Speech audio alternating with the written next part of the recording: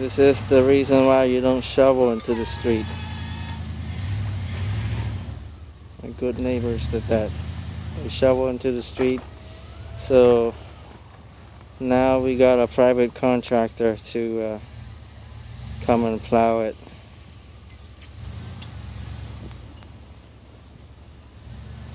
She throw it into the street, and she even come out and yell at us for trying to dig her car out because a bunch of snow go into her little side where she fucking threw it in there, threw on the street.